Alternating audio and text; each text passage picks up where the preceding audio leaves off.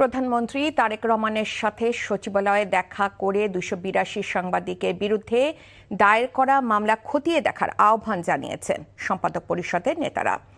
ইতিবাচক মনোভাব দেখিয়েছেন প্রধানমন্ত্রী। অন্যদিকে টেলিভিশন এডিটর কাউন্সিল টিইসি নেতৃবৃন্দের সঙ্গে বৈঠকের পর তথ্যমন্ত্রী জানিয়েছেন ইলেকট্রনিক মিডিয়ার জন্য কমিশন গঠনের কথা ভাবছে সরকার। নিয়ামুল আজিজ সাদেকের রিপোর্ট। সম্পাদক পরিষদের নেতারা দুপুরে প্রধানমন্ত্রী তারেক রহমানের সঙ্গে দেখা করেন। প্রথম আলো, নিউ এজ, দৈনিক ইনকিলাব ও মানবজমিন সহ বেশ কয়েকটি জাতীয় দৈনিকের সম্পাদকরা অভিযুক্ত ২৮২ জনের তালিকা প্রধানমন্ত্রীর কাছে হস্তান্তর করেন। বৈঠক শেষে ইংরেজি দৈনিকের দুজন সম্পাদক বলেন, গণতান্ত্রিক গণমাধ্যম ব্যবস্থা গড়ে তুলতে তারা ঐক্যমতে পৌঁছেছেন।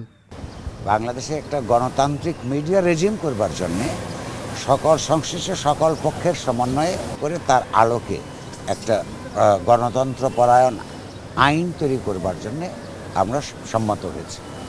৯৪ জন হত্যা মামলার তারা আসামি হিসেবে, তো সেটা আমরা প্রধানমন্ত্রীর কাছে সেই লিস্ট দিয়ে এই সাংবাদিকদের বিরুদ্ধে হত্যা মামলা এবং এত ধরনের মামলা, এটা গণতান্ত্রিক দেশের পরিবেশের জন্য ভালো নয়। তথ্যমন্ত্রী বলেন, সাংবাদিকদের মামলার বিষয়ে অধিকতর যাচাই বাছাইয়ের নির্দেশনা দিয়েছেন প্রধানমন্ত্রী। মাননীয় প্রধানমন্ত্রী তাদের অনুভূতির সঙ্গে একমত পোষণ করে প্রয়োজনীয় ব্যবস্থা নেওয়ার জন্য আমাকে নির্দেশ দিয়েছেন।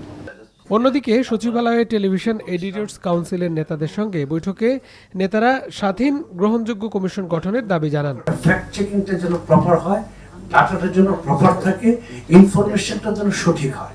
তাইলে আমাদের যারা ভিউয়ার্স বলি, আমাদের যে জনগণ বলি, তাদের কাছে আমরা সত্যতা প্রকাশ করতে পারবো। রিপোর্ট না হওয়াটা যেমন একটা চ্যালেঞ্জ, যে এনি নিউজ এটা পাবলিক করার আগে তাকে দুইটা ডেস্কে তাকে ফিল্টারিং এর মধ্যে যেতেই হবে।